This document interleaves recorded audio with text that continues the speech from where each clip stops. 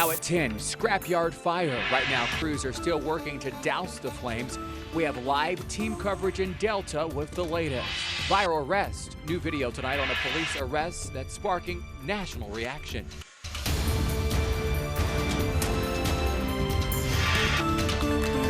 We start right away with breaking news out of Delta tonight in Fulton County. 15 different fire departments battling this massive fire at MetalX Scrapyard. That fire has been burning for several hours now, showing no signs of slowing down. Our Emma Henderson and Christy Lee will have live team coverage from the scene, updating us on how crews plan to douse this blaze in just a moment. But first, let's get an update on that forecast. Robert, you've been talking about a warm-up.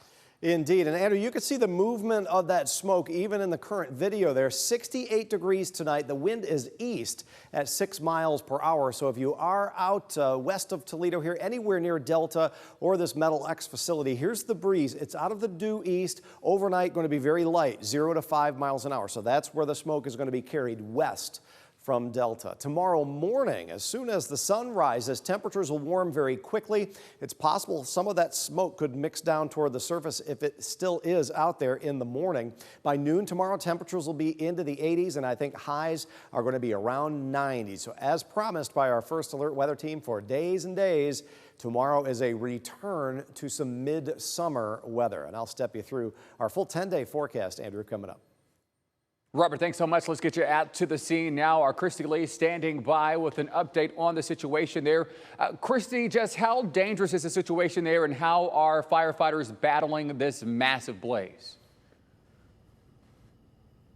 Firefighters actually say that they're quite pleased with how they're keeping the fire contained, but it does look more scary than they say that they're dealing with. If you can see behind me, this fire is just massive. You can feel the heat just when you're closer to, and even from right here, I can feel some of that heat. You can definitely smell a smell. The firefighters are telling us that that smell is not to be a concern right now, but they are having the EMA look closer into whatever fumes are coming off right now.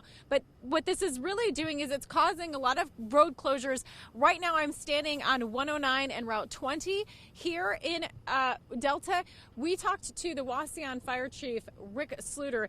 He expects that this is not going to be easy to fight, that fires like this one that are metal fires and massive like this, it's going to take some time to work out on this fire. Take a listen to what he had to say. The last one of these pile fires that I'm familiar with burnt for a couple days, and this is larger than that one. It all depends on how well of a job we can do digging into it. I'm sure we'll be here most of tomorrow yet. You heard him there. They're going to be here even overnight into tomorrow trying to contain this fire. Now, one of the things that they wanted to point out about containing this fire is there is some very expensive equipment they're trying to keep the fire from. There's a crane, a MetalX crane off there in the distance that they're really trying to keep the fire away from. They've used the assistance of a drone earlier to keep an eye on the direction of that fire, keep that contained, but they have several crews, as you heard earlier, 15 crews all working on this. A lot of water being pumped in. They are happy with the way the fire is contained. Now, Emma Henderson has been here even longer than I got here about 8:30. You've been here even longer. Tell me what you've observed. Okay, well, I've been here since about 7:15, so it was still a little bit light out when we got here. And when it was light out, you could see a lot more of the black smoke. Now we're really getting a sense of those orange flames. They appear to be a lot bigger, but it's probably because they're a lot easier for us to see now. So earlier today, this road that we're standing on right here was actually lined with people watching and filming the fire. Eventually, the sheriff's department had to sweep through the area and clear people out because they needed to clear the road to make sure that the emergency vehicles were able to get through. Now, I spoke to a man who actually has 2 uncles he believes are fighting the fire. They're members of the Archibald Fire Department. He was over here explaining what it's like to know that while watching a massive blaze. Let's take a listen. You know, I'm pretty sure they've got it from here. Just, you know, it's something, like I said, it's something you never see every now and then. And watching them do their job, it's quite amazing. Now, you heard Christy talk to one of the fire chiefs here, the Wauseon fire chief.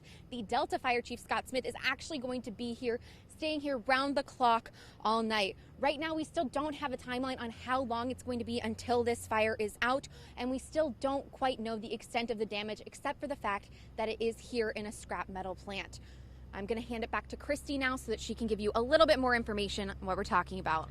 Thank you. I mean, no, you did mention the safety of this issue. That's why many of these roads are closed off, but they did have to make evacuations. Rick Sluter earlier did tell me, the chief of the Wauseon Fire Department, Rick Sluter, told me that they did have to evacuate 2 homes nearby just to make sure that everything is safe because this fire is so massive, and they are still checking into any of the fumes that are being put off by this fire. But we are going to keep an eye. They're going to have another update for us, they say, within the next half hour to an hour. Of course, as we get updates, we're going to bring them to you so you know exactly what to expect about this fire here in Delta, approximately located on Route 20 and 109 here at MetalX facility. Back to you, Andrew. All right, Christy and Emma, we will get back to you all in just a bit. You can see here that fire has been burning since earlier around 6 o'clock.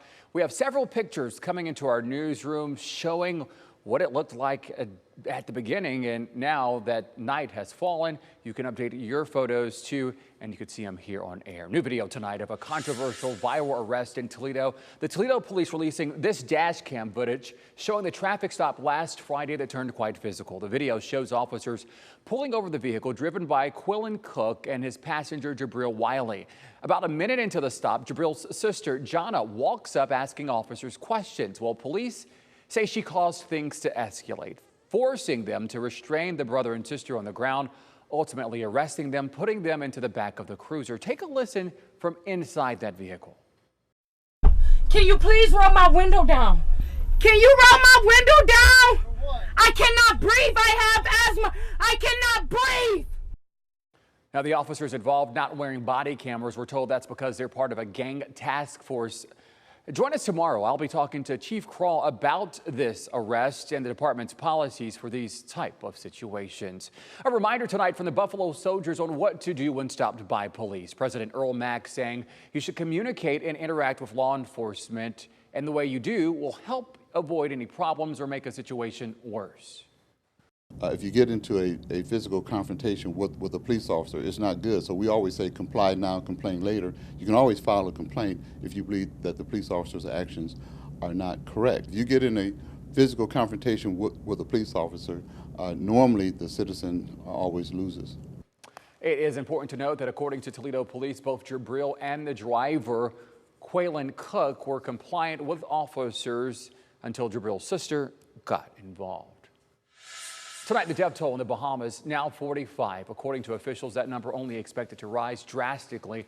Hundreds remain missing, buried under rubble there. Hurricane Dorian was the strongest hurricane to ever hit the island chain. The devastation forcing residents to evacuate in mass numbers. Tonight, families just hoping to find their loved ones. I hope they find him. I hope so. You just have a son. You don't even know the baby face yet. I hope they find him. I hope so. People tell us while he was swimming, a wood hit him and broken arm. I don't know if that's the reason why, cause like he can't swim no more cause he dead. I don't know. A handful of volunteers have started DorianPeopleSearch.com. A list is a living document of those missing and located. Tonight, the impact from Hurricane Dorian hitting close to home for one international student at the University of Toledo. She's heartbroken for her family, friends, and country, and hopes that those here will extend a hand while they face critical times. Blair Caldwell spoke with her and joins us live in studio tonight with the interview you won't see anywhere else. Blair. Edis Brown left her home in the Bahamas just weeks ago to begin her junior year at the University of Toledo. While she avoided the hurricane, she's heartbroken to be away from her family, friends, and neighbors as they face the rubble of her beloved country. I'm just pushing for the day that I could get home and see my family again and hug them all and thank God that they're safe. Pictures of pure devastation. This is the road, completely destroyed. Scrolling across her phone. It's a difficult reality. I don't recognize anything that I see. While Addis is from Nassau, she has uncles and aunts who live on Grand Bahama Island, some seeing the worst of Hurricane Dorian. She watched the slow path knowing her family was in danger. My aunt's house, she had water above her waist. The wind was wreaking havoc on her roof. And during the eye of the storm, while it was over her area, she had to quickly try to find somewhere else to go to evacuate her home. I can't imagine how scared she was. All her family remained safe, but some have lost their homes and communities. Despite this, she watched as Bahamians have done all they can for their neighbors in the midst of destruction and despair. It was definitely a silver lining, I guess, of the storm, just seeing how we all came together as people and how beautiful the hearts of the Bahamian people are. As Addis tries to remember the beautiful country she left just weeks ago, she knows she'll return to a much different sight. Damage far more than her country can handle, and hopes others will come together to help her small country. We are helping ourselves, of course, but there's really only so much we can do as a third world country. So I think it's very important for people to look outside of themselves, look outside of their country and try to help, because you really never know until it's you. There are a number of places you can donate to support the people of the Bahamas. The island has posted an entire relief page. We'll have that link available for you on our website. Reporting in studio, Blair Caldwell, WTOL 11 on Fox 36. Now, in the aftermath of Hurricane Dorian, the Red Cross asking you to give blood or platelets. The agency wants to ensure patients in the areas hit by the storm have access to life-saving blood. Dorian forced the closure of blood donation centers and the cancellation of hundreds of blood drives.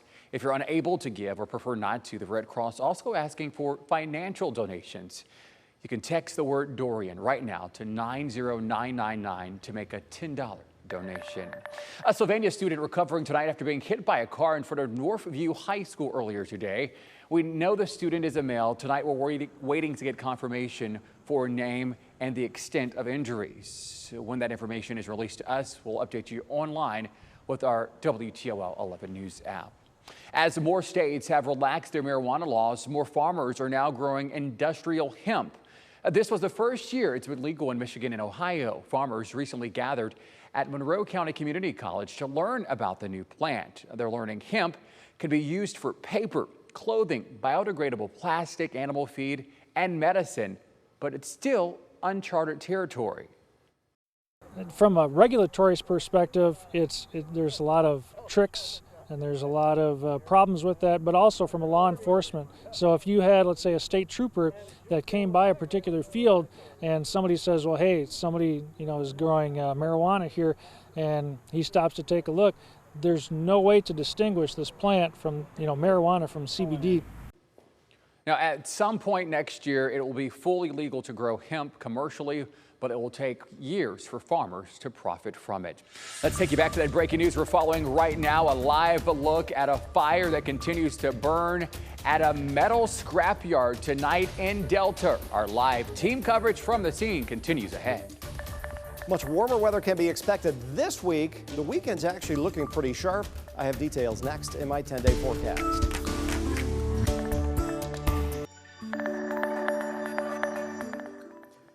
High temperatures today got near 80 degrees, but tomorrow is going to be like the middle of summer. We're talking cranking up both the heat and the humidity. In mid to late week, chances of thunderstorms will be on the increase. Tomorrow, expect 90 degrees after school temperatures. A mostly sunny, hot, very humid setting for sports and practices outside like football practice. And it's going to be a tough week for the kids as it will become very humid. The high today in Toledo, 81 degrees, 83 in Columbus, but we're focused down here in Louisville and St. Louis with a southwest wind tomorrow.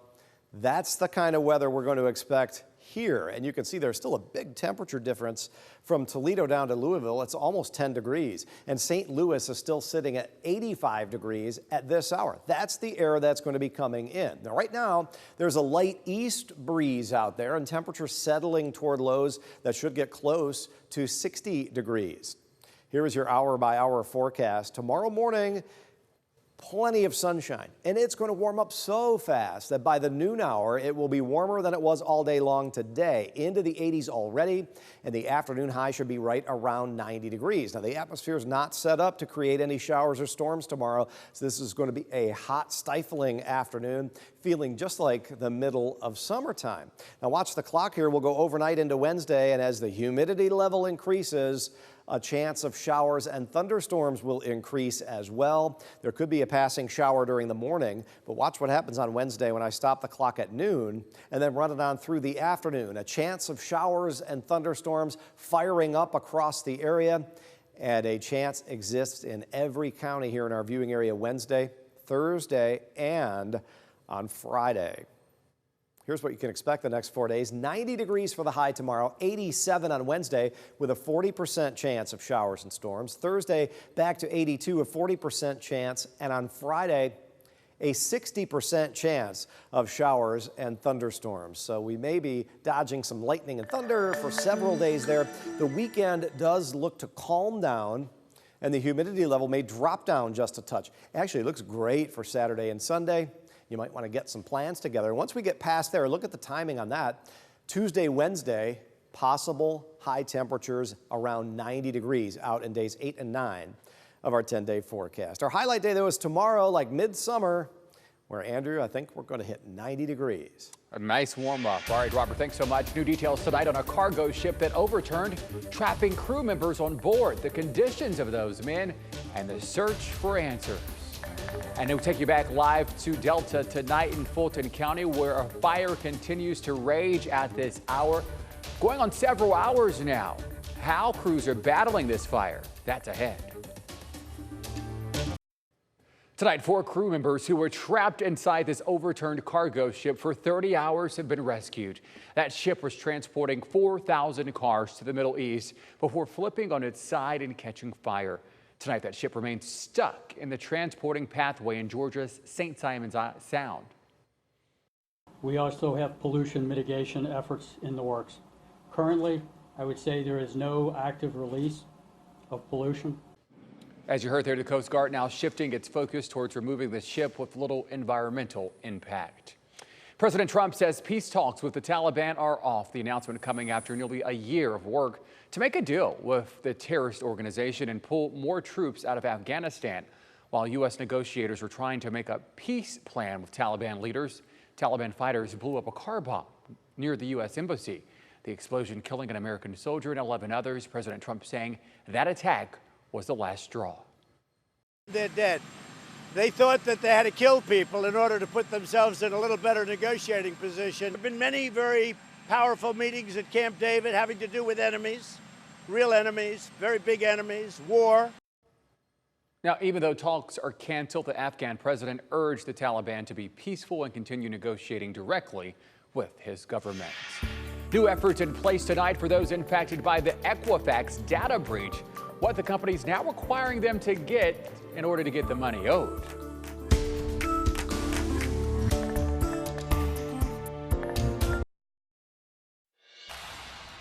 The measles outbreak here in the U.S. continues to grow tonight. According to the CDC, the number of cases reaching 1,241 as of Thursday. That's 7 cases more than the previous week. Cases have been confirmed in 31 states.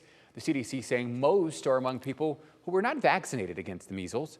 It's also reporting more than 75% of measles cases were linked to outbreaks in New York State and New York City. Equifax making it harder for you to get that $125 payout after its 2017 data breach.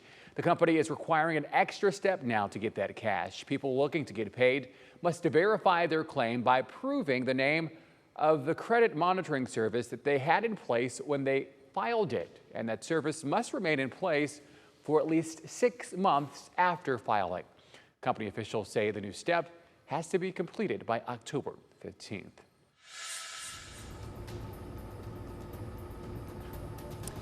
We are continuing to get updates on this massive fire at MetalX. You can see behind me, we have team coverage coming up at 10:30 live from Delta.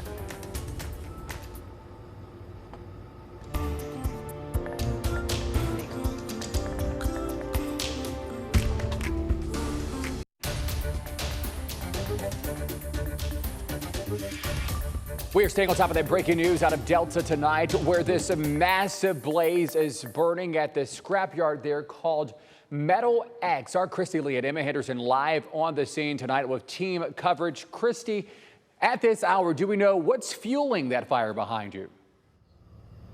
How much time do we have?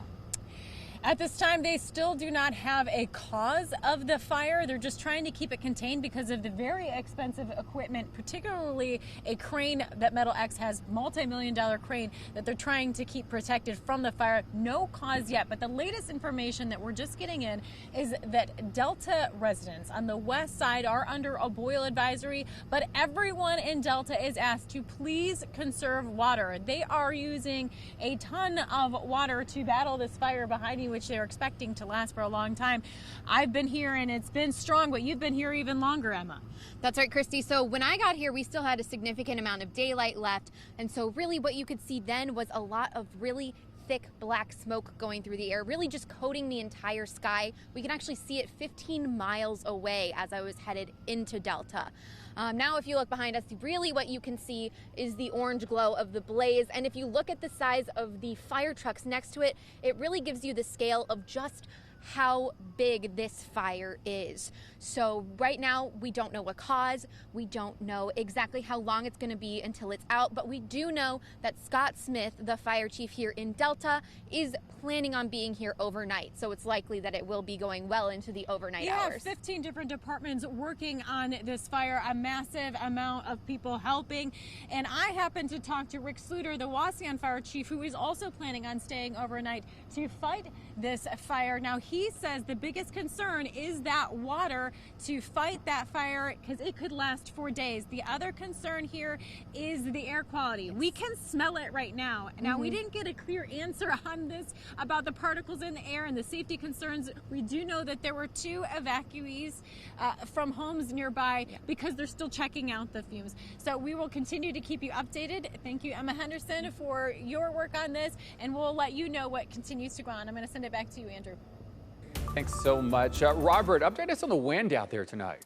Well, we heard them mention the west side of Delta, and the breeze is still east. Now, it's very, very light at just 6 miles per hour at this time, and likely to get to nearly calm overnight at 68 degrees. Here's a look at it. There's Delta. You come down 109 past MetalX, and there's the breeze blowing from the east to the west, so the smoke should be carrying in this direction. Now, one little concern I might have for you is in the morning tomorrow. If this thing continues to burn and smoke continues to be produced, sometimes when the sun comes up, that smoke can mix down to the surface. So anywhere west of Delta, you'll want to be cognizant of that as we head through the early morning hours tomorrow and shortly after the sun rises. Here's tomorrow morning. It'll be in the low 60s at 8 a.m., well into the 80s by noon, and tomorrow's high is going to get to around 90 degrees. A real scorcher tomorrow, and just the start of at least a 2-week period where it's going to be very, very warm. And you'll see that in my 10-day forecast. Robert, thanks so much. Everywhere you look nowadays, scammers are trying to steal your money, maybe through emails or phone calls. But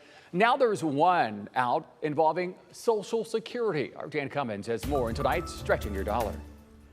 Well, this was one of the biggest government scams going. Social Security. Now, to date, they've ripped off $20 million from people, and they're not just targeting the elderly. They're targeting 18, 19, 20 years old, all the way to retired folks. Erin Thompson from the Social Security Administration, even she got the bogus phone call. The scam artists have gotten they've gotten really good. They are spoofing, they are using phone numbers that are ours. They'll mask our phone number and pretend to be someone from Social Security. From Social Security Administration Legal Department. This message is to inform you that SS Department is filing lawsuit against you. An arrest warrant has been filed on AIM due to illegal enforcement action filed on your Social Security number for filmed activities. Thing is, Social Security wouldn't call you unless you've contacted them first. So if you get a phone call from someone saying they're from Social Security and they threaten you in any way, or they promise you a benefit increase in exchange for information, in exchange for your bank account information, or encourage you to purchase gift cards or something like that, just hang up. Again, Social Security or the IRS for that matter will never ever call you first. Be careful when you pick up the phone. For Stretching Your Dollar, I'm Dan Cummins. Tomorrow is election day for some people living in Toledo and Maumee. There are city council primary races for Maumee and all Toledo City Council districts except District 6, where only 2 candidates are running for that seat. In Toledo, the top 2 vote getters tomorrow from each district will move on to the November general election. In Maumee, the top 6 overall move on. If you are unsure of where you're supposed to vote tomorrow, just head over to our website and search primary election. Well, after 50 years in public service, Lucas County Sheriff John Tharp saying he won't seek re-election next year. He says he wants to spend more time with his children and grandchildren who live in Toledo and across the country. He won't be endorsing any candidates, he says, until after the primary election. A big job fair is helping get people back on their feet. Today, more than 40 local employers sent representatives to a job fair at the Sandusky County Ohio Means Jobs offices. This event was for the almost 200 people who lost their jobs Friday when Atlas Industries abruptly closed. The Atlas employees are calling this fair a lifesaver and trying to remain optimistic. What I'm planning to do with the rest of my life. A lot of people look at this as a real downfall. I'm trying to stay optimistic and look at this as an opportunity to change the direction of my life for both me and my family. Now, if you missed today's job fair, you can always visit the Sandusky County Ohio Means Jobs office in person or online. Well, stress during pregnancy can increase the risk of giving birth to a child with personality disorders. A new study finding pregnant women experiencing mild to moderate stress tripled the risk of having a child with a personality disorder. The risk is roughly 10 times greater if a pregnant woman was severely stressed. The stress felt by the mother is believed to impact the brain of the developing fetus. A lawmaker now urging the government to take immediate action when it comes to vaping after hundreds of reports of lung illnesses that could be linked to e-cigs. An Illinois senator is calling for the FDA to regulate e-cigs. He wants flavors banned and to restrict deceptive marketing aimed at youth. Juul maintains their products are intended to convert adult smokers to what they call less harmful alternatives. Can one really say with a straight face that e-cigarette flavors like gummy bear, citrazine, surf cake, and unicorn milk are meant for 50-year-old chain smokers to stop smoking cigarettes? CDC reports at least 450 possible cases of severe lung disease across 33 states that could be linked to vaping, including 5 deaths. The senator also calling for the resignation of the FDA's acting commissioner if significant action against e-cigs doesn't happen soon. Well, check this out. A school in Alabama has taken drastic steps of removing stall doors in some of the boys' bathrooms, all to keep kids there from vaping. The school's principal saying every day one of the students will sneak off to the bathroom to vape.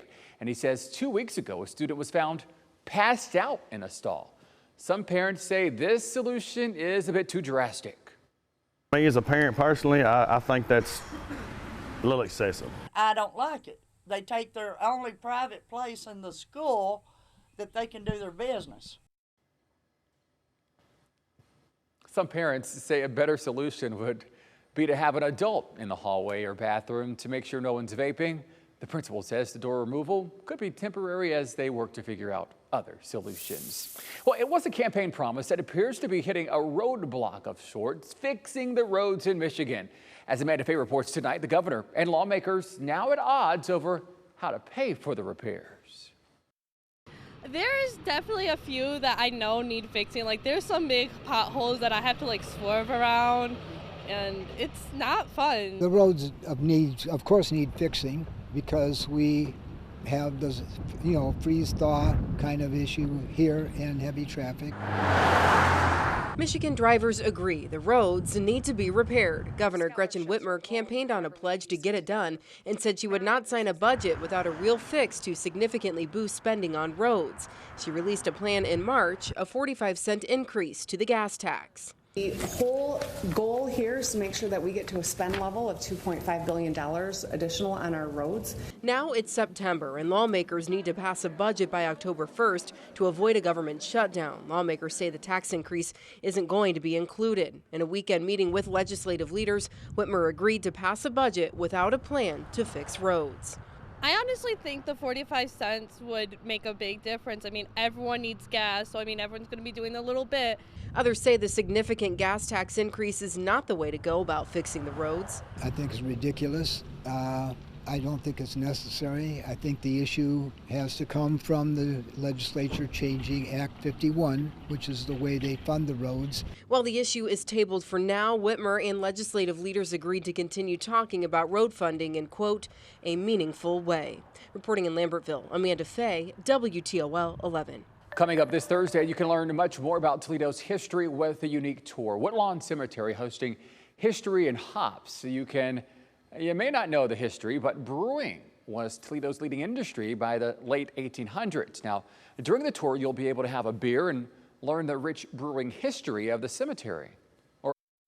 Everyone knows that Woodlawn is a representation of a lot of industrial pioneers. Well, that holds true for the brewing industry, too. Brewers were the industry in the Toledo area before glass and before the automotive industry came. Tickets just $16. You can buy those at the cemetery's website. Two murals originally painted in the 1800s have been fully restored. Take a look. They're quite gorgeous. These murals sit inside the third-floor atrium inside the historic Wood County Courthouse. Elected officials held a ribbon-cutting ceremony today to officially unveil the mural to the public. A piece of Toledo history could be yours. They're going on auction online for the Fort Industry Square in downtown Toledo. Plenty of things inside to take home.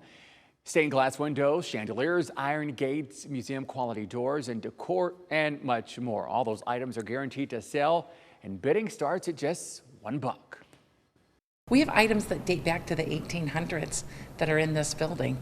Now, some of them may have been placed here and not original to the building, but it's still an opportunity. You know, someone spent a lot of time furnishing this building with all of its artifacts. Now it's an opportunity for the general public to bid on items and a piece of history in Toledo.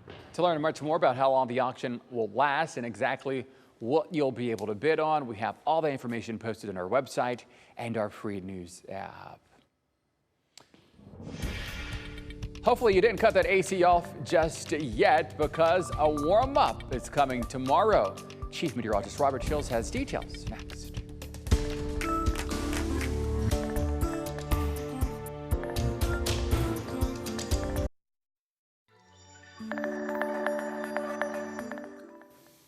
A big jump in temperatures is about to take place tomorrow. How about that high Sunday? Remember the cool 72? Tomorrow's high is going to touch 90 degrees. We're going to go from a fall-feeling weekend to what will feel like the middle of summer. Tomorrow, 90 degrees. Wednesday up to 87. The only thing that may stop us from reaching 90 again Wednesday will be a 40% chance of showers and thunderstorms in the afternoon, and showers and storms going to be possible Thursday and Friday as well. 40% Thursday, 60% the chance come Friday. Here are high temperatures today.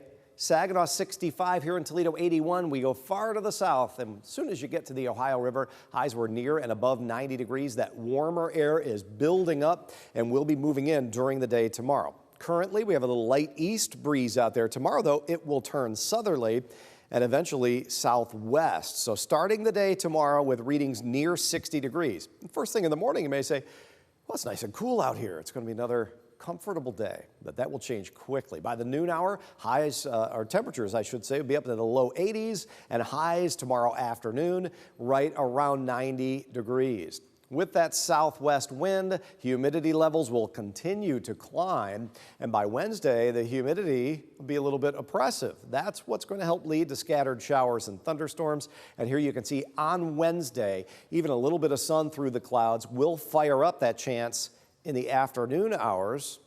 And that's, again, what might keep the temperature from just reaching 90, but another very, very summery day there for you on Wednesday. Overnight, expect a low temperature near 60 degrees, and for tomorrow, the high warms up to right around 90 on a southwest wind at 5 to 15 miles per hour. And as firefighters deal with that fire out near Delta, the wind tomorrow will shift and become southwest, and that may play a bit of a factor in the smoke being created by it.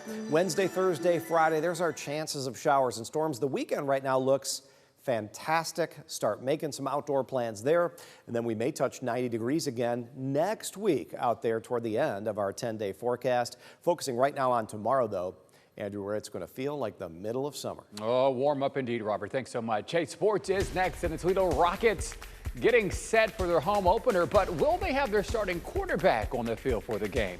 Discussing that and much more, Jordan Strack in sports.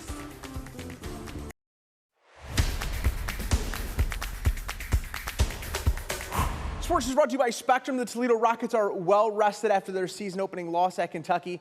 The Rockets had a rare early season off week. They took that time to get quarterback Mitch Guadagni healthy, and they are hoping he will be able to play this week after suffering a concussion at Kentucky. There was plenty to like about that Week 1 game. Going into a tough environment, the Rockets were right in that game until late in the contest. It was a very good first test, but now they get to return home, and they will be heavy favorites against Murray State. The Rockets practiced 3 days last week, but got plenty of time to rest up. They're expecting a big crowd at the Glass Bowl on Saturday night and are ready to turn the page on that season-opening loss.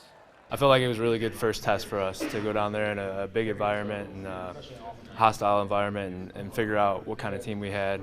And, you know, we ended up going down there and losing, but I feel like there's a lot of good things to take away from the game as far as offense, defense, special teams, everything. And, you know, just looking to get in the Glass Bowl and performing for our fans.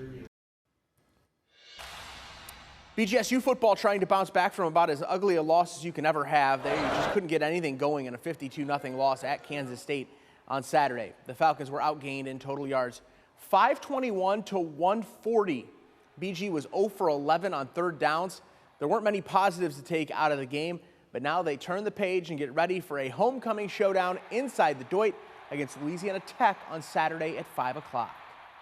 I think we're going to learn a lot about ourselves this week, about our character, about our resiliency, how willing we are to take the next step as a program and not let one loss, I know it looked bad, but not let one loss knock us down our goals for the season. We still have everything that we want ahead of us. We kind of looked at it as an opportunity to not let it happen again because obviously it's embarrassing. We don't want to do that to our alumni, our fans, and everybody that supports us. So we take it on as an opportunity to strive forward and beat LA Tech. Here's a look at the college football betting lines that might interest you in our area for this weekend. Ohio State, a 15-point favorite at Indiana. Bowling Green, 10-point underdog actually at home against Louisiana Tech. The Rockets are a huge 36.5-point favorite at home against Murray State. And Notre Dame, a 35-point favorite at home against New Mexico. We are cruising into week 3 of the high school football season. We've got some great matchups this week. We need your help choosing our game of the week for Big Board Friday, and you can vote right now in the WTOL app. Here are your choices. We've got Waite versus Clay, Perrysburg, Whitmer, Sandusky against Fremont Ross, Oak Harbor against Rossford. Voting is open right now. We will reveal the winner on Wednesday at 6 o'clock. Our Pack a Pickup promotion brought to you by Charlie's Dodge Chrysler Jeep Ram will be out at St. John's this week. We're asking Titans fans to bring canned goods to benefit the Seagate Food Bank. Remember, the food stays right in our community. The school that donates the most at the end of the year wins cash. St. Francis leading right now with over 4,000 pounds of food so far. And our Frickers Cam is out in Sylvania this week. Southview searching for their first win. We're asking Cougar fans to join Christy Kopanis out there this week following your game against Scott. Grab some food, have some fun, and get yourself on TV.